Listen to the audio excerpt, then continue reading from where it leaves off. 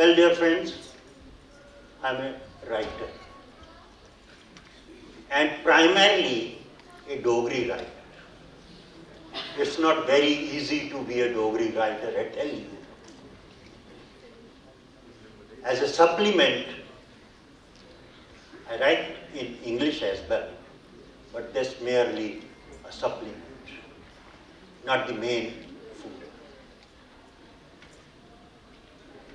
When I was giving a talk to some young students in one college some time back, I asked a question, why do you write in Dogri? My heart jumped to my mouth and wanted to say, but why not? But then my mind guided me to be a little bitty, and my reply was an interesting quote attributed to Jawaharlal Nehru, and I quote, "Eating Hyderabadi biryani with a fork and knife is like loving or like making love through an interpreter." I told the gentleman, I don't like to work through an interpreter. And I thought that I am off the hook. But no, I was not. Because one young lady there asked me, but you do write in English as well. Okay. And I told, see, my young lady, one cannot survive always on biryani. One has to take some soup as well, and soup is taken with a spoon. So that's how writers are. Writers have hardly any stories. They are in fact creator of the stories. Very funny people indeed. Sometimes very lonely, working for 8-9 hours in their own shut room. Their own family, their own wife calling them a bloody crazy fellow. But that, when you see your name on the print, the pleasure derived is immense, I tell you. That's why many people wish to be writers. There is a survey that almost 80% of the people who love to read and write generally would like to write a book. But how many succeed? Only 2%. And I think if I happen to be one of those 2%, that's why I'm standing here and you are listening. Ladies and gentlemen,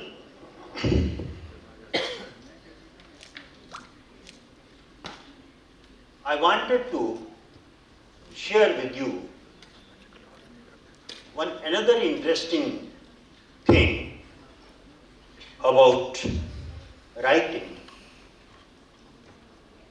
That writers are not always the truthful people they look or pretend to be. They have a lot of pretenses around them. And if you happen to read some of their biographies, kindly take it with a pinch of salt. Don't believe that it is the whole truth. A writer would never tell the whole truth because that is the magic he knows only. But does that mean that they are liars? No, they are not. They are only interested in making you see what is not and letting you see that which they want to make you see. That makes their work interesting, and that's why you read them. In fact, when I was coming on the stage, I was thinking to share with you some thing from the language I write in. Rahul has stolen the show from me. I would only say the story, a little story. I have not a big story as for my writing is concerned. It's a very ordinary story. I'm just an ordinary man. As a writer also, not as big as to say something very big. But somehow, I'm very happy to be writing, and I'm very happy to be writing in Dogri. That's very important for me to write in Dogri. Why? Because people are generally now trying to forget that Dogri is as good as English. You will say, how? Come, Dogri is a small language, English is a big language.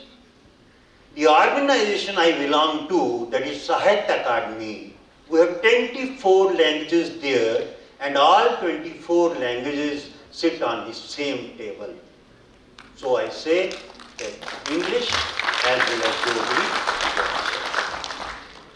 Then, you all have heard about the Constitution of India?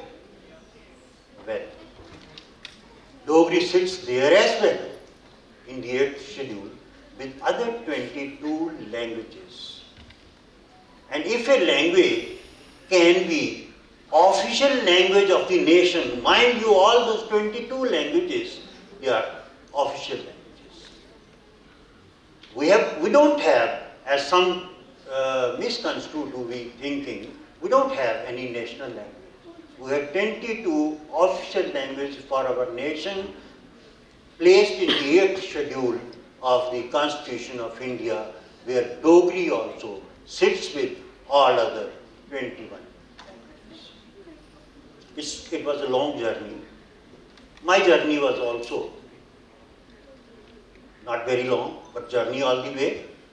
I'll take you to a reading in a government school which was having a tin roof and would be sitting on the floor after mopping the floor, because the students in that school up to 5th primary were not given desks, they were given only mats. And you have always to mop up the floor. Well, he had one interest, the interest of loving words. Urdu was the language medium that time, and he along with his friends, they would take out their Urdu book and try to search, and with a speed, the qafs on each page in each word. Now one boy is counting his qafs, you can say K or K. The other boy is counting his qafs, and the one who succeeds is number 1, and this boy would always be number 1. He came to be learning his ABCD in class 6, where he was graduated to sit on a desk as well. And then he shifted his attention from off to another game, gradually though, and that was called word building. Word building used to be a very interesting game, like your Antarakshari or something. I don't know. I don't know much about songs and films. I would throw a word, the last letter of the word would be picked up by the other party, and they have to give me a word back. That's how this small village boy thought of creating vocabulary for himself.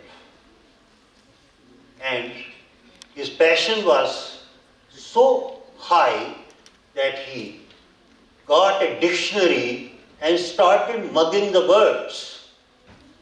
The poor fellow never knew that words are not the language. But one day, his physical teacher, who was a released Indian National Army fellow, and mind you, not this boy's language teacher, his physical teacher, took him to his rented place, and where his landlord was constructing a big house. That physical teacher showed this boy 3 heaps of bricks. One was stone brick, the other was mud brick, and in between there was a small heap of kiln bricks, clay bricks. In those times, very, very rare commodity in those areas. And told him, see, all these bricks are like words. Now look at the mason. How he is selecting appropriately and putting layer by layer. Where he wants to keep the column strong, he is putting this stone brick. Where he wants to keep the wall ornamental around the windows, he is laying kiln bricks. But in between, he is putting all those mud bricks. He told, language is like that. The lesson for that small village boy in the skills of the language came to be like that. Yes, you guessed right, that small village boy was me. That's how writers somehow imbibe something from somewhere and come to be writing. But he took some time to select his language. It was as late as when he read W.H. Auden's beautiful quote that a poet, whatever person he be, has to be passionate about a language, one language. That was the moment when this writer became passionate about one language, his mother tongue, Dogri, and is sticking to that since then. As I told, English is only a supplement. The main course is the Dogri, Dogri, and Dogri. I will conclude with just one Dogri verse by telling you this, that how a poet can take you to a higher level. कि पहले भी कीते इश्क वो एक अजीब है, पहले भी कीते इश्क वो एक अजीब है, इस बारी अल्लाह आपू मेरा रकीब है. This time the God himself is the rival, and you know all that the lovers have been always trying to put themselves into the image of Rakib. Try to put yourselves into the image of that Rakib, the God. The world would be a very, very beautiful world. Thank you.